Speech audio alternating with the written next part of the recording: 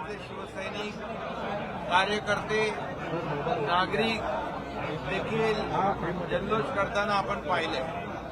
एक आनंद झालाय. खरं म्हणजे ही सत्याची लढाई, सत्य नेहमी जिंकतं. अखेर सत्याचा विजय झाला. सत्यमेव जयते आपण म्हणतो ते काल ज्या निर्णयाने दाखवून दिलं. लोकशाहीचा विजय झाला आणि बाळासाहेबांच्या, आनंद दिघे साहेबांच्या विचारांचा विजय झालेला आहे आणि या तमाम महाराष्ट्रातल्या सर्वसामान्य लोकांचा हा विजय आहे. आणि जे आमच्याबरोबर रात्रंदिवस कार्यकर्ते, पदाधिकारी, शिवसैनिक जे संघटन पक्ष वाढवत आहेत त्यांचा हा विजय आहे. त्यामुळे मी सगळ्यांना धन्यवाद देतो की या विजयामध्ये अतिशय मोठ्या उत्साहामध्ये सगळे सहभागी झालेले आहेत. आणि जो विश्वास सुरुवातीपासून 1.5 वर्षापूर्वीपासून जो काही माझ्यावर दाखवलेला आहे त्यासाठी देखील मी सगळ्यांना धन्यवाद देतो. आणि एकीकडे एक लोकशाहीचा विजय खरं म्हणजे, आणि दुसरीकडे एकाधिकारशाही, हुकुमशाही, घराणेशाही याचा पराभव झालेला आहे. खरं म्हणजे कुठलीही संघटना, कुठलाही पक्ष स्वतःची प्रायव्हेट लिमिटेड कंपनी म्हणून कुणालाही चालवता येणार नाही, कुणालाही मनमानीपणे निर्णय घेता येणार नाही. हे कालच्या निर्णयाने अवघ्या महाराष्ट्राला, देशाला एक चित्र स्पष्ट झालेलं आहे. आणि म्हणून ज्या लोकांनी, मी सुरुवातीपासून माझं म्हणणं एकच होतं की ही जी काही केस आहे ती मेरिटप्रमाणे निकाल त्याचा लागावा आणि मेरिटप्रमाणे लोकशाहीमध्ये बहुमताला महत्त्व असतं, मेजॉरिटीला महत्त्व असतं. आणि विधानसभेमध्ये देखील आमच्याकडे बहुमत आहे, लोकसभेत देखील आमच्याकडे बहुमत आहे, त्याचबरोबर संघटन पातळीवर देखील आमच्याकडे बहुमत आहे. हे सिद्ध झालं आणि म्हणून त्या कालच्या आपल्या प्रकरणामध्ये अध्यक्ष महोदयांनी निकाल दिला. मी एवढंच सांगू इच्छितो की भरत गोगावले हे मुख्य व्हीप आणि शिवसेना खरी जी आहे ती शिवसेना आमची, आमच्या सर्व कार्यकर्त्यांची, बाळासाहेबांच्या विचारांची शिवसेना आज एक त्याच्यावर अधिकृतपणे शिक्कामोर्तब केलेला आहे, धनुष्यबाणावर शिक्कामोर्तब केलेला आहे. आणि समोरच्या पक्षाने, विरोधकांनी जे कागदपत्र दिले, जे डॉक्युमेंट दिले ते पण फोर्ज होते, खोटे कागदपत्र त्या ठिकाणी दिल्याचं देखील अध्यक्षांनी आपल्या निकालामध्ये म्हटलेलं आहे. त्याचबरोबर उबाठा जो पक्ष आहे त्यांना देखील पूर्ण म्हणजे मेजॉरिटी त्यांच्याकडे संघटनात्मक आहे अशा प्रकारचा कुठलाही पुरावा समोरचे माणसं देऊ शकले नाही. आणि पूर्णपणे बहुमत आमच्याकडे असलेलं सिद्ध झालं आणि त्यामुळे कालचा निकाल जो आहे हा निकाल आमच्या बाजूने लागलेला आहे. त्यामध्ये मी मनापासून सगळ्यांना धन्यवाद देईन, कारण शेवटी लोकशाहीमध्ये एकाबरोबर आपण निवडणूक लढवायची. जेव्हा 2019ला शिवसेना भारतीय जनता पक्ष युतीची निवडणूक झाली आणि निवडून आल्यानंतर सरकार दुसऱ्याबरोबर स्थापन केलं, आघाडीबरोबर, महाविकास आघाडीबरोबर, ज्या बाळासाहेबांनी नेहमी काँग्रेसचा विरोध केला त्या काँग्रेसला डोक्यावर घेण्याचं काम केलं, त्याच्या मांडीवर बसण्याचं काम केलं. आणि त्यामुळे बाळासाहेबांच्या विचारांना ज्यांनी तिलांजली दिली, बाळासाहेबांचे विचार ज्यांनी खुर्चीसाठी सोडले, त्यांना कालची एक मोठी चपराक आहे, त्यांना एक मोठा झटका आहे. खरं म्हणजे आज बाळासाहेबांची भूमिका घेऊन आम्ही पुढे जातोय, बाळासाहेबांचे विचार घेऊन आम्ही पुढे जातोय. आणि त्यांच्या विचारांचं सरकार आम्ही स्थापन केलं. म्हणून तर 50 आमदार, विधान परिषदेचे आमदार, 13 खासदार, या ठिकाणी शेकडो हजारो लोकप्रतिनिधी, नगरसेवक, सदस्य आणि लाखो कार्यकर्ते आज शिवसेनेमध्ये दाखल होत आहेत. आणि म्हणूनच कालचा विजय हा सत्याचा विजय आहे आणि लोकशाहीचा विजय आहे. या निर्णयाविरोधात सुप्रीम कोर्टात जाणार आहे. या निर्णयाविरोधात सुप्रीम कोर्टात जाणार आहे. त्यावेळेला लोकसभेने याला जोडून आलेली नाही की अपात्र त्यांचे ठरवलेले नाहीये. तर त्या यामध्ये एकच आहे, अध्यक्ष महोदयांनी निर्णय देताना खरी शिवसेना, अधिकृत शिवसेना आमची अशी मान्यता दिली. व्हीप जो आहे भरत गोगावले यांना मान्यता दिली आणि जे भरत गोगावले यांनी जे पिटिशन फाईल केलं होतं समोरच्या पक्षाच्या आमदारांच्या डिस्क्वालिफिकेशनचं, ते मात्र डिसमिस केलं. यामागचं कारण काय आहे हे आम्हाला ते अनपेक्षित होतं. कारण 4-5 बाबी ज्या आहेत त्या त्यांनी सलगपणे मेरिटवर दिल्या आणि मग डिस्क्वालिफिकेशनचा निर्णय देखील त्यांनी द्यायला पाहिजे होता.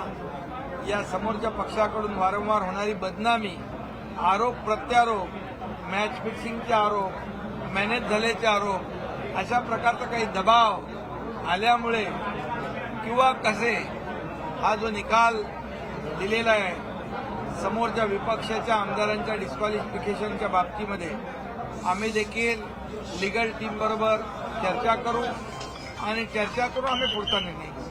सुप्रीम कोर्टामध्ये ते दावा दाखल करणार आहेत.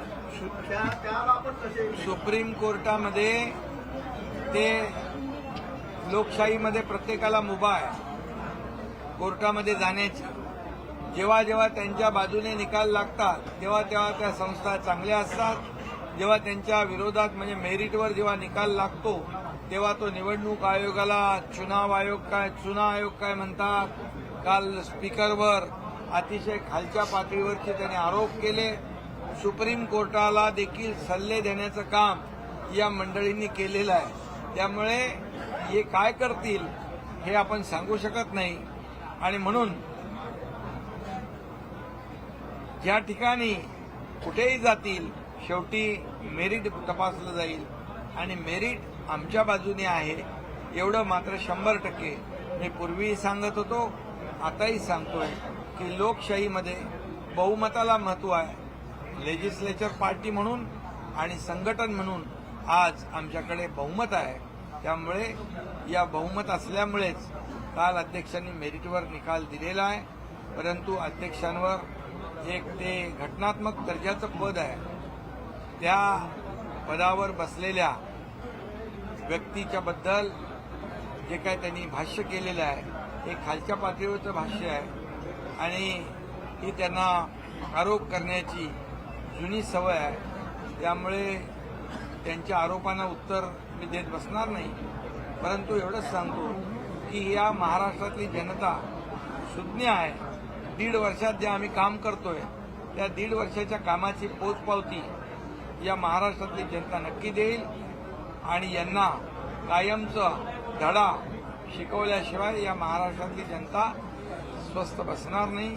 एवढंच मी या ठिकाणी त्यांचं अपयश पाहता आणि या सगळ्या गोष्टीमध्ये त्यांनी कुठे त्यांना यश मिळालं नाही म्हणून ही सगळी वक्तव्य केली जातात पराभवामुळे.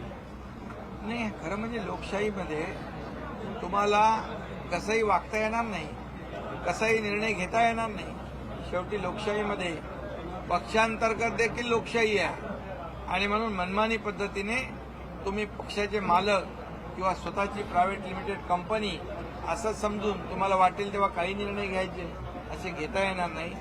हे एक प्रकारचं एक माइलस्टोन निर्णय या ठिकाणी घेतलेला आहे.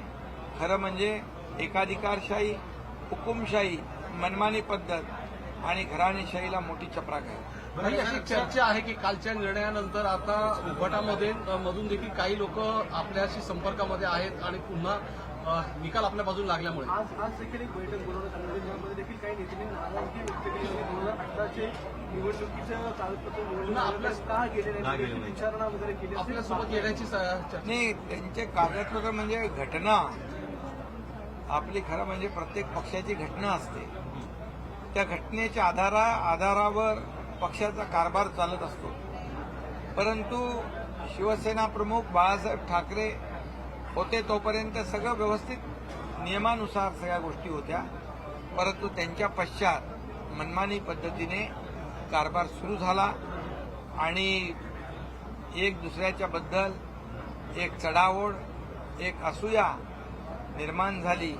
मी मोठा का तू मोठा, एक इनसिक्युरिटी जी आहे ही जेव्हा पक्षामध्ये येते तेव्हा पक्ष वाढत नाही, पक्ष मोठा होत नाही. पक्षामध्ये कार्यकर्त्यांना बळ द्यावं लागतं, तेव्हाच पक्ष मोठा होतो. एकट्या प्रमुखाने मोठा होऊन पक्ष मोठा होत नाही. हे आतापर्यंतच्या आजवरच्या इतिहासामध्ये आपण जर पाहिलं तर त्या प्रकारचं आपल्याला सिद्ध झालेलं पाहायला मिळेल. काल उद्धव ठाकरे उभाटा काय म्हणता, मी या सगळ्यांच्या विरोधात उभा ठाकलो अन्यायाच्या विरोधात, पत्रकारांवरच संताप. पत्रकारांवर संतापले. त्यांना काल प्रश्न विचारला जावे की उभाटा पुढे जाणार उभाटा म्हणजे काय, मी उद्धव बाळासाहेब ठाकरे. त्यांनी खरं म्हणजे आम्ही तर बाळासाहेबांची शिवसेना मागितली. त्यांनी बाळासाहेबांचं नाव न मागता स्वतःचं नाव पुढे केलं. यावरून बाळासाहेबांच्या बद्दल किती प्रेम आहे त्यांच्या मनामध्ये हे दिसून आलं. आम्ही बाळासाहेबांचे विचार घेऊन पुढे जातोय. आम्हाला बाळासाहेबांची संपत्ती, बिलकुल आम्ही सुरुवातीलाच सांगितलं, संपत्तीची लालसा त्यांना आहे. आम्हाला बाळासाहेबांचे विचार हीच आमची संपत्ती आहे. मी आपल्याला एवढंच सांगतो, मी यापूर्वी देखील सांगितलं, शिवसेनेच्या खात्यातले, या शिवसैनिकांच्या जनतेच्या खात्यातले पैसे 50 कोटी रुपये मागण्याचं देखील पाप त्यांनी केलेलं आहे आणि आम्ही ते दिलंही. त्यांना बाळासाहेबांच्या विचारांची काही देणं घेणं नाही, बाळासाहेबांच्या भूमिकेशी त्यांना काही देणं घेणं नाही. त्यांना फक्त पैशाशी देणं घेणं आहे. एवढंच या प्रसंगी मी आपल्याला सांगितलं.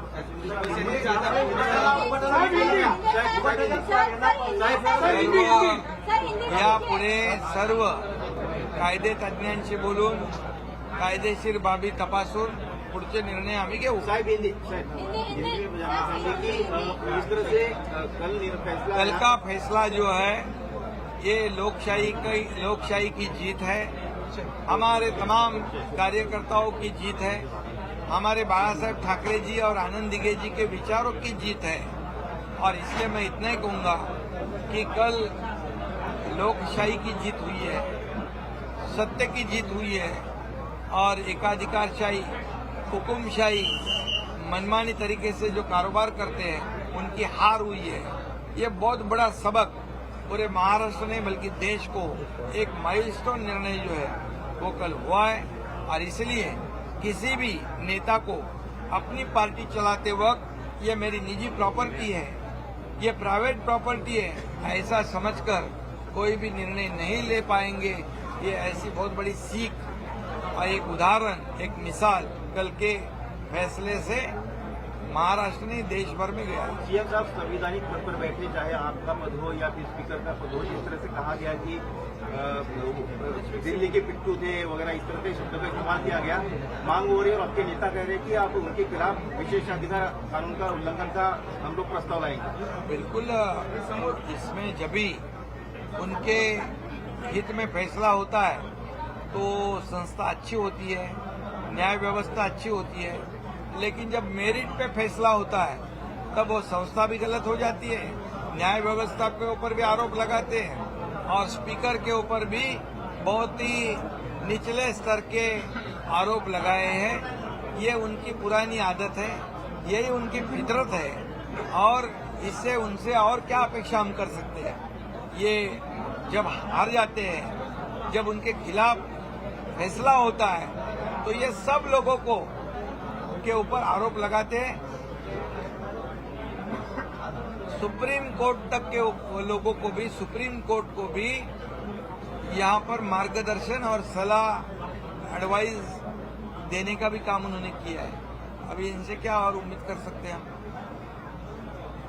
सीएम साहब राम मंदिर को लेकर सीएम साहब राम मंदिर को लेकर राम का बुलावा था सोनिया गांधी, मल्लिकार्जुन खड़गे और उनके नेताओं को, लेकिन वो कह रहे कि ये इस कार्यक्रम में हम नहीं जाएंगे, राम के कार्यक्रम में नहीं जा रहे वो। अभी उनसे और क्या अपेक्षित कर सकते हैं। देखिए, ये राम मंदिर, रामलला का जो मंदिर हो रहा है, ये करोड़ों राम भक्तों का सपना था कि अयोध्या में राम मंदिर बने। सैकड़ों वर्षों से ये सपना था। हमारे हिंदू हृदय सम्राट बाला साहेब ठाकरे जी का भी सपना था। आनंद दिघे साहब ने तो कार सेवा में यहाँ से हम उनके साथ थे, यहाँ से चांदी की ईंट वहाँ कार सेवा में बेची है। और इसलिए पूरे देश में एक राम मंदिर का माहौल बना है, उत्साह है, जोश है, एक भक्ति है, श्रद्धा है और एक अस्मिता है कि राम मंदिर का निर्माण और राम मंदिर का लोकार्पण जल्द हो जाए।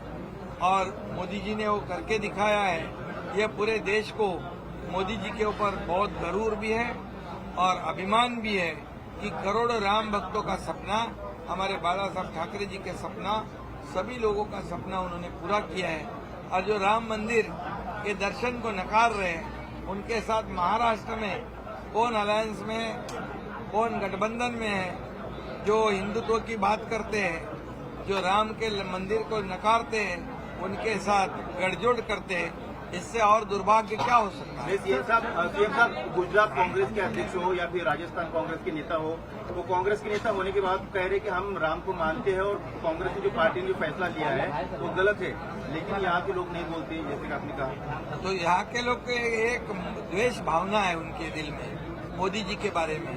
और मोदी जी ने एक बहुत बड़ा काम किया है, देश के सभी लोगों की सपना जो इच्छा है उसको पूरा किया है और पूरी तरह देश को एक अपने भारत देश को पूरी दुनिया में एक इतने ऊपर ले गए हैं कि हमारे देश का नाम पूरी दुनिया में रोशन करने का काम आदरणीय मोदी जी ने किया। यही तो उनको खटक रहा है। कालच्या निकालानंतर महाराष्ट्रभरातून मुख्यमंत्री एकनाथ शिंदे आणि त्यांच्या पक्षाचं अभिनंदन होतं आहे। प्रतिक्रिया देत होते सविस्तरपणे जे आरोप त्यांच्यावर